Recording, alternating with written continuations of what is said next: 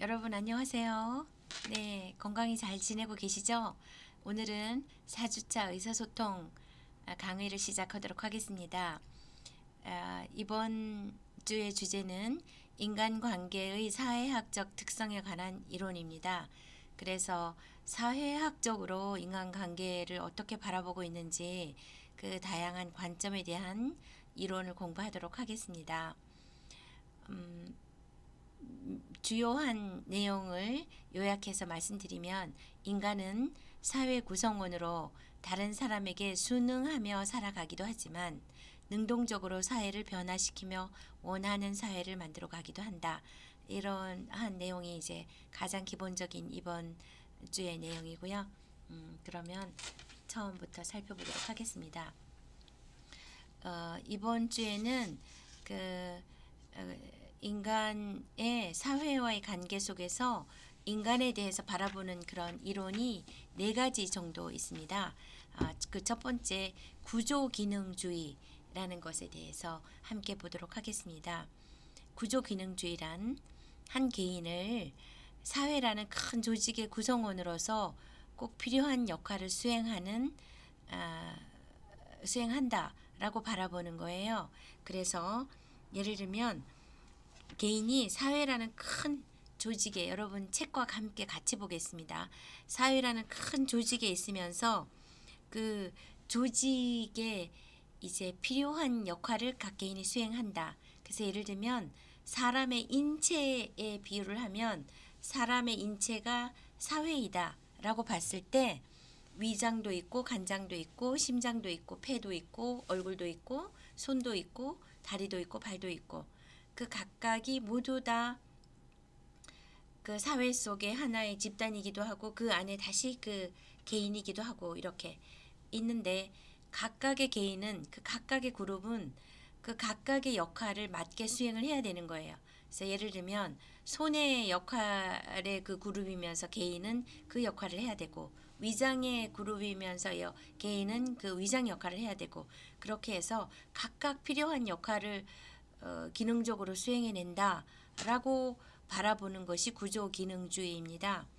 그래서 예를 들면 사회의 구성원이 사회를 하나의 큰 동일된 그 인체 구조처럼 하나의 통일된 목표가 있고 그 목표를 위해서 여러 부분들이 모인 그런 체계이다라고 본 거예요. 그것이 구조기능주의인데 이러한 사회가 안정된 질서를 유지하려면 이제 교과서 페이지 53페이지 같이 읽어보겠습니다.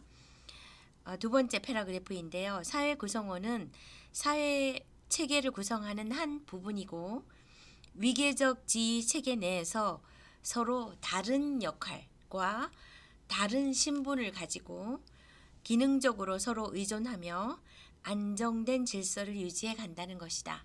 그래서 회사를 운영하는 사람은 회사를 운영하고 장사를 하는 사람은 장사를 하고 학생들을 가르치는 사람은 학생들을 가르치고 그렇지만 그래서 위계적 체계도 있고 지위도 있고 역할과 신분이 다 다르다. 그것이 잘 각자 역할을 했을 때 사회가 안정적으로 굴러간다. 이렇게 보는 것이 구조기능주의인데 파슨스와 머턴이 주장한 구조기능주의는 예를 들면 가장 그 알려진 전통적인 이론으로 알려져 있는데요. 이분들이 주장한 것은 사회 속에서 개인의 역할이 있는데 그 사회에 잘 순응을 하고 각자 역할을 충실히 수행을 하면 사회가 안정되고 통합된다. 이렇게 바라본 것입니다. 그래서 그런데 만약에 이 구조의 한계점이라고 하면 뭐 권력이나 그런 어떤 탐욕이 있을 때 개인과 조직의 그 질서가 유지되지 않고 갈등이 일어나게 되잖아요. 그 갈등 구조는 이 구조 기능주의만으로는 설명하지 못했다. 그렇지만 또 제가 지금부터 말씀드릴 네 가지가 어느 한 가지가 가장 옳다라고 볼 수는 없어요. 각각이 바라보는 관점에 따라서 구조기능주의는 이러한 시각에서 봤고 또 갈등주의는 이러한 시각에서 봤고 그런데 이 시각에서 본 것을 이 시각에 본 것은 이제 못 보는 거죠. 그래서 여기서는 갈등 부분에 대해서는 이제 설명하지 못했다라는 것이 한계점이지만 또 기능적으로 개인이 기능하는 사회 속에서 기능하는 부분은 그 시각으로는 잘 봤다 이렇게 볼 수 있겠습니다. 그러면 두 번째 갈등 이론, 갈등 이론을 보도록 하겠습니다. 갈등 이론은 그 사회적 역할을 수행하는 개인은 사회 유지를 위해 다른 개인 또는 집단과 상호 의존하고 협력하면서도 서로 갈등 관계에 놓이기 쉽다. 그래서 개인이나 집단이 어떤 관계에서도 항상 갈등이 존재한다라고 바라본 것은 갈등 이론입니다. 이것은 또 이 갈등이 있다라는 시각에서 보면 또 맞는 거죠. 예를 들면 각각의 개인은 그 우선 타고날 때 유전 인자가 다릅니다. 성격이 다릅니다. 뭐 좋아하는 것도 다릅니다. 또 다른 가정에서 환경에서 자랐습니다. 다른 고장에서 자랐습니다. 또 다른 학교의 풍토에서 자랐습니다. 그러면서도 또 같은 풍토에서 자라도 또 각 개인은 다른 마을과 다른 가족과 또 다른 DNA와 이런 것을 가지고 사실 모든 사람이 지문이 다르듯이 모두가 다 다릅니다. 이렇게 모두 다른 사람이 존재하는 이 사회에서 갈등이 존재하는 것은 너무 당연하다라고 보는 거죠. 그리고 다렌도르프라는 사람이 마르크스 이론에 근거해서 구성원 간에는 항상 갈등이 존재한다라는 것을 강조했습니다. 그리고 이제 개인이나 집단은 자신의 이익을 극대화하기 위해서 부와 권력은 사실 정해져 있잖아요. 대통령도 한 분이고 장관도 몇 분밖에 안 되고 서열도 윗사람은 더 적고 아랫사람이 더 많고 이렇게 권력이나 그 지위, 부 이런 것이 이제 제한되어 있는데 이것을 더 많이 갖고자 했을 때는 투쟁하고 대립할 수밖에 없고 그래서 균형이나 통합을 이루지 못할 수가 있어서 불안정할 수가 있잖아요, 사회에. 그래서 아까 말했던 구조기능주의는 각자 역할을 잘하면서 사회가 잘 굴러가는 모습을 잘 설명했다면 이 갈등 이론은 서로 통합하지 못하고 불안정하고 서로 투쟁하고 이런 부분에 대해서 설명했다고 볼 수 있겠죠. 그런데 이 적당한 갈등은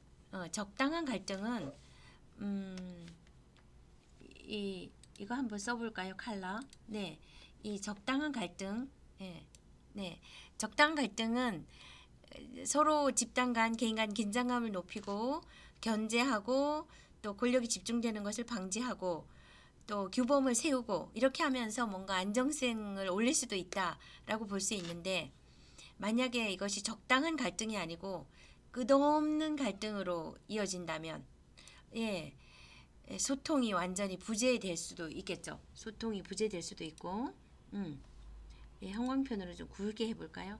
소통이 이렇게 좋습니다. 제가 이걸 배워서 하니까 기쁘네요. 제 얼굴도 나오고 여러분이 PPT도 볼 수 있어서 지난주에 이것을 열심히 배웠습니다. 녹음이 잘 돼서 여러분이 더 도움이 되기를 바라겠습니다. 그래서 갈등이 너무 지나칠 때 소통이 부재가 되고 업무 효율이 약화가 되고 조직이나 집단이 약화되고 심지어는 그 사회가 붕괴될 수도 있을 정도로 될 수가 있습니다. 갈등이 심하게 되면. 그래서 이것은 갈등 이론은 잘 바라봤지만 사실 갈등이 너무 심해지면 안 되겠죠. 그러면 우리도 이제 그런 것을 이제 경험하고 있죠. 그런데 갈등이 해결이 돼서 사회가 안정이 되면 좋겠죠. 그래서 갈등 자체에 너는 왜 그래? 이런 갈등이 있어. 이러니까 슬퍼. 이거보다는 갈등이 생겼을 때 그러면 뭐가 문제일까? 그럼 어떻게 하면 갈등이 좀 더 줄어들까? 적당한 오히려 도움이 되는 갈등으로까지 내려갈까? 이렇게 문제에 초점을 맞춰서 해결해 가는 방향으로 나아갈 때 사회가 붕괴될 정도의 지나친 갈등이 이제 해소가 되겠죠. 그 첫 번째로 이제 지나친 갈등은 소통이 부재가 되니까 뭔가 먼저 상대방 또는 상대 집단이 무엇을 원하는가 이런 거에 대해서 소통부터 시작을 하면서 문제를 발견해낼 수 있겠죠. 특히 이제 이 과목은 의사소통 과목이잖아요. 그래서 의사소통도 사실 갈등이 심해지고 소통이 부재가 되면 소통이 안 되잖아요. 그때 이제 문제를 알아내기 위해서 소통부터 시작을 하고 상대방이 무엇을 원하는지 그렇게부터 찾아가면서 이제 문제를 해결해 나가면 좋겠다. 그렇습니다. 그 다음 이론을 보겠습니다. 다음 세 번째 이론은 상징적 상호작용 이론입니다. 상징적 상호작용 이론은 사람들은 같은 사회, 같은 상황에서 살더라도 저마다 다르게 사회를 인지합니다. 그러니까 똑같은 사회, 여러분이 이제 똑같은 경기과학기술대학교 아동영어과 똑같은 사회 집단에 왔지만 지금은 비대면으로 수업하고 있잖아요. 이제 어서 빨리 대면으로 되기를 바라겠습니다. 여러분도 힘드시죠? 대면을 했을 때도 같은 교실에 있으면서도 각각 주관적으로 다르게 이 집단을 인식합니다. 친구들에 대해서도 학교 시스템에 대해서도 교수님에 대해서도 다르게 인식을 하겠죠. 그렇게 개인이 주관적인 인식을 가지고 상호작용을 하면서 이제 사회가 굴러간다라고 보는 것이 이제 상징적 상호작용 이론인데요. 이 대표적인 학자는 블루머입니다. 그런데 여기서 이 이론에서 인간은 자신의 경험을 통해서 세상을 해석합니다. 그리고 이 경험과 세상에 대한 해석을 근거로 본인이 해야 할 행동을 선택하게 됩니다. 또 그 선택을 한 그 결과, 경험, 해석, 선택을 한 결과로 또 본인이 갖고 있는 의미를 계속해서 또 수정해 나갈 수가 있겠습니다. 그래서 사회적 현실이 이미 존재하는 것이 아니라 능동적으로 창조되는 것이다 라고 바라본 것이 상호작용 이론입니다. 그래서 55페이지 보시면 세 번째 패러그래프에 사람들은 타자와 타인과 상호작용하면서 상대방이 한 말의 의미를 해석하고 자신이 미치는 영향의 의미를 부여하고, 그러니까 자신의 말과 행동에 의미를 부여하고 타인의 말을 해석하고 그렇게 하면서 이제 반응해 나가는 거죠. 인간관계가 상호적인 것이긴 하지만 어떤 관계를 형성하는가는 결국 내가 어떻게 상대방을 인식하고 해석하는가에서 따라 달라진다. 그러니까 여기서는 상호작용에 의해서 결정된다. 나의 행동, 말과 행동과 그런 모든 것이 결정이 된다가 상호작용 이론인데 결국 중요한 것은 A라는 사람이 B라는 친구에도 똑같은 얘기를 했고 C라는 친구에게도 똑같은 얘기를 했는데 B라는 친구는 A라는 친구의 말에 대해서 해석이 다르고 C라는 친구도 다르게 하고 그러면 다르게 바라보는 겁니다. 그래서 결국 반응하는 행동과 말이 달라지겠죠. 상호작용이 달라지는 거예요. 그래서 결국은 나의 똑같은 환경이라고 해도 나의 해석과 의미 부여에 따라서 달라진다. 예. 그렇게 보고 있고 사실 그것이 맞습니다. 그래서 외부 요구에 의한 수동적인 존재인 동시에 자율적 해석에 기초한 주관적 세계를 만들어가는 능동적인 존재로 인간을 바라봤습니다. 그래서 가끔은 우리가 어쩔 수 없이 이렇게 코로나가 와서 비대면 수업을 할 수밖에 없어. 과제 해내고 해야 되는 수동적인 존재이지만 과제를 할 때 적극적으로 교수님께 질문할 수도 있고 또 더 많은 자료를 찾아서 더 풍부하게 답안을 작성할 수도 있고 또 주어진 과제 안에서 핵심을 뽑아서 할 수도 있고 그것은 굉장히 다르게 반응하는 여러분의 능동적인 존재라는 거죠. 그래서 이 상징적 상호작용 이론의 시사점은 인간 관계에 어떤 소통의 문제가 다 반드시 사회만이 또는 뭐 상대방만의 문제가 아니라 결국 자신의 자율적인 의지, 자신의 자율적인 생각이 중요하다. 똑같이 비대면이어도 엄청난 자료를 찾아보고 유튜브와 소통하고 선생님의 상담에 적극 응하고 적극 질문하고 답을 찾아서 엄청난 자료를 서칭하고 이렇게 하면서 나 자신을 성찰하면서 더 능동적인 존재가 될 수도 있고, 똑같은 비대면이라도 이제 억지로 과제를 단순하게 해낼 수도 있고, 그러면 사실 성장은 누가 많이 하냐면 많은 자료를 찾아서 더 풍부한 답안을 제시하려고 한 사람이 더 많이 성장을 하겠죠. 그래서 그 상호작용도 수동적인 것만은 아니라는 겁니다. 왜냐하면 나를 얼마나 성찰하고 나의 메타인지력을 얼마나 발동을 하고 그렇게 하는 거에서 따라서 달라지겠죠. 제가 그 미국에서 영어 교육학 박사학위를 받았는데 그때 지도 교수님이 그 일본인이셨어요. 어려서부터 미국에서 공부해서 뭐 미국 네이티브나 다름없으신 분이었지만 그런데 또 미국인에게도 많이 공부를 했고요. 근데 이제 그 두 가지 교수님이 계셨습니다. 한 분 교수님은 제가 과제를 내면 빨간 글씨로 굉장히 그 독일 계통의 미국인이셨는데 조상이 독일계이죠. 엄청난 코멘트를 하는 거예요. 이 문법은 틀렸고 이 내용은 뭐 이게 틀렸고 이게 맞고 이게 이렇고. 그래서 학생들이 이제 페이퍼를 내고 페이퍼를 받을 때 내 페이퍼는 피바다야. 빨간 코멘트가 많을수록 학생들이 내 페이퍼 피바다야 이렇게 막 너무 너무 좌절한 친구들도 있었고, 그랬는데 그분은 너무 열심히 피드백을 해줬고 그거는 그 피드백만 고치면 되는 거예요. 그래서 이제 오히려 피바다이지만 좀 고치기가 쉬웠고, 그 다른 이제 지도 교수님은 코멘트가 딱 한 줄인 거예요. 이렇게 여기서부터 이만큼 쭉 긋고 난 다음에 reorganize, 그러니까 다시 오거나이즈 하세요. 뭔가 좀 틀렸어요. 다시 해서 내세요. 이거랑 다름이 없어요.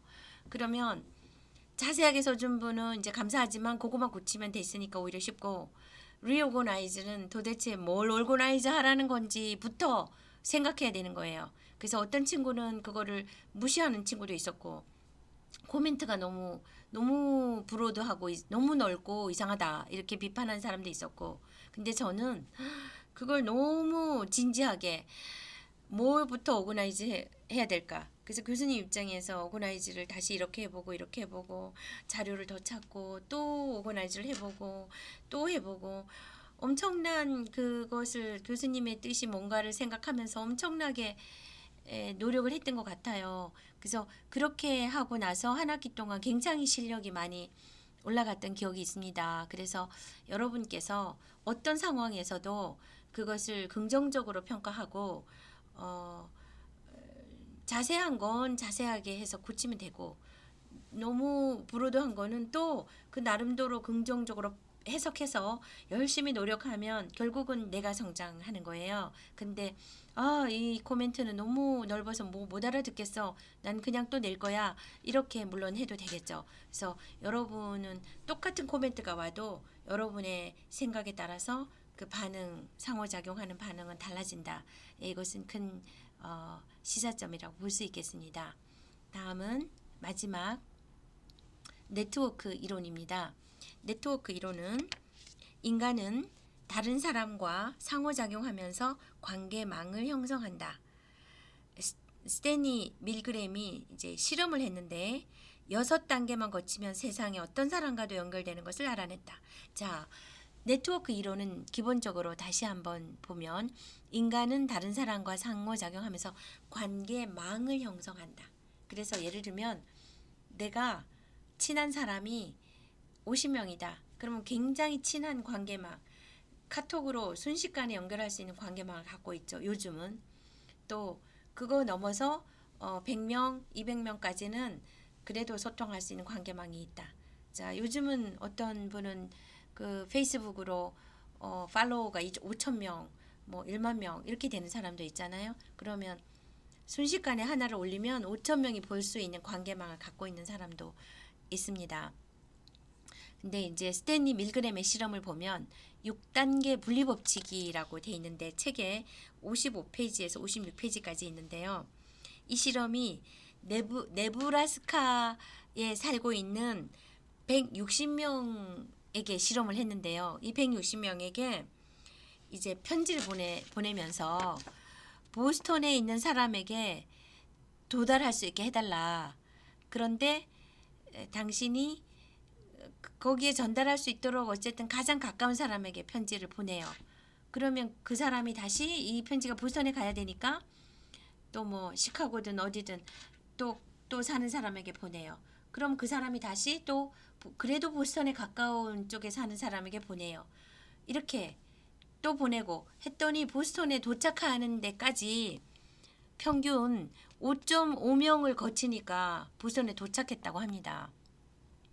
이게 6단계 분리법칙인데 저도 여러분도 들어보셨죠?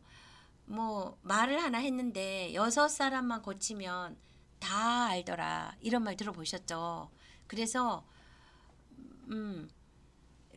그게 이거랑 같은 얘기입니다.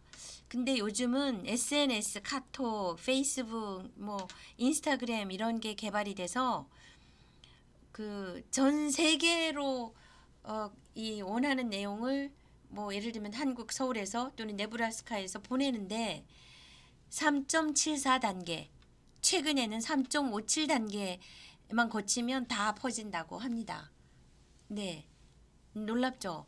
네, 실제 실험을 했더니 이렇게 되고 여러분이 서울에서 부산에 있는 A라는 사람에게 이 편지를 보내고 싶어요. 해서 이제 서울에 있는 160명에게 편지를 보내면 이 친구가 대전에 사는 사람, 전라도에 사는 사람 이렇게 보내다가 6명만 거치면 부산에 도착을 한다는 겁니다. 이것이 네트워크 이론인데요.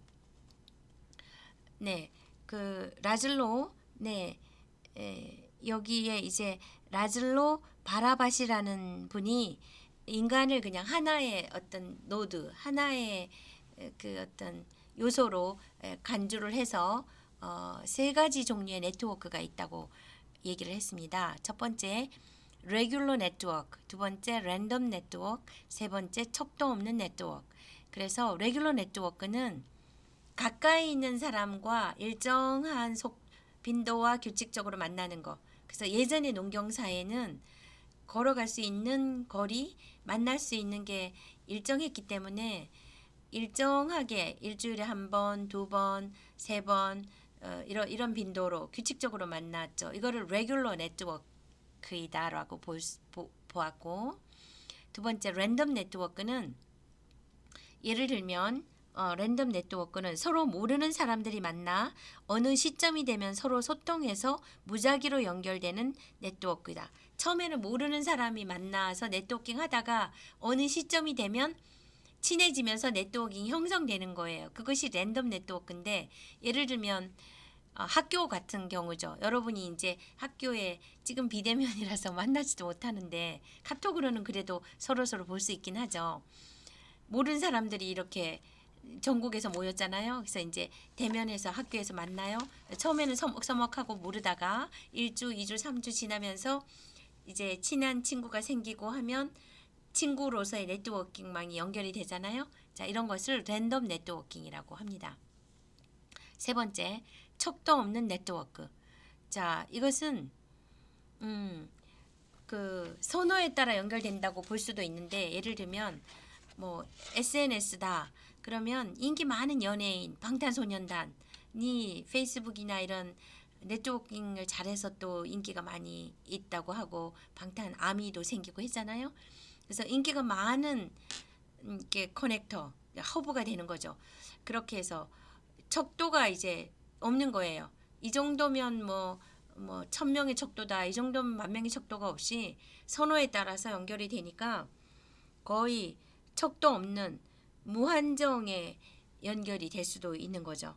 그래서 어떻게 평균적으로 요즘은 얼마다라고 할 수가 없는 거예요. A라는 사람은 네트워킹의 척도가 뭐 2만 명이고 B라는 사람은 네트워킹의 척도가 뭐 페이스북도 아예 못하면 뭐 농경사의 레귤러 네트워킹밖에 안 될 수도 있고 그래서 척도 없는 네트워크가 이제 현재이죠.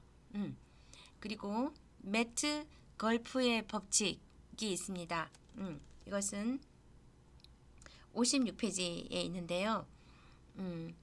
과거에는 새로운 사람을 사귀는 것은 단순히 사람을 하나 더 아는 것을 의미했지만 현재는 그 사람의 네트워크와 연결이 되기 때문에 인간관계가 기하급수적으로 늘고 있다. 그래서 예전에는 한 명만 알면 한 명밖에 없었는데 제가 방탄소년단과 연결이 되면 그 방탄소년단과 연결이 된 사람들과 다 연결이 되면서 기하급수적으로 늘어날 수 있다는 겁니다. 그래서 척도 없는 네트워크에서는 적은 노력을 들이고도 큰 이익을 얻을 수가 있고 기존 경제학에서 말하는 수학 체감의 원리가 적용되지 않는다. 이를 매트 걸프의 법칙이라고 합니다. 그래서 네트워크의 가치는 이용자 수의 제곱에 비례해서 상승하게 된다. 이렇게 얘기를 했습니다. 그래서 이렇게 되면 이제 네트워킹이 없는 사람끼리 만나면 빈익빈이 되고 많은 사람끼리 또 만나서 더 엄청나게 많아지니까 부익부가 되겠죠. 예. 그래서 이제 앞으로의 네트워킹은 이제 거의 측정이 불가하고 4차 산업, 5차 산업이 될수록 굉장히 빨라지겠죠. 예. 세계가 정말 근접한 곳이 되게 되겠습니다. 그리고 그런데 이것이 만약에 네트워킹이 긍정적으로만 작동하면 괜찮지만 만약에 부정적으로 작동하는 문제가 생길 경우에 그 피해도 기하급수적이 될 수 있다. 그래서 요즘에 뭐 안 좋은 사람이 카톡방을 만들고 뭐 무슨 박사 조박사 해서 문제가 생기잖아요. 그거조차도 안 좋은 것도 기하급수적으로 늘 수가 있는 이러한 사회에 온 거죠. 그래서 비윤리적 허위 정보가 급속도로 전파될 수도 있고 사회 문제를 일으킬 수가 있습니다. 그래서 이러한 네트워크 이론에서는 시사점이 지속적으로 상호작용하고 신뢰할 수 있는 그 신뢰성 그리고 공동체에 대한 양심적인 의무 이것이 굉장히 중요하다고 보겠습니다. 그래서 오늘날에는 그 안 좋은 것도 기하급수적으로 커질 수가 있기 때문에 여러분이 어떤 신뢰도 그리고 공심의 마음, 공공에게 유익한 공동체에 유익한 의무 이런 것이 이제 중요하다고 보겠습니다. 그래서 여기에 보면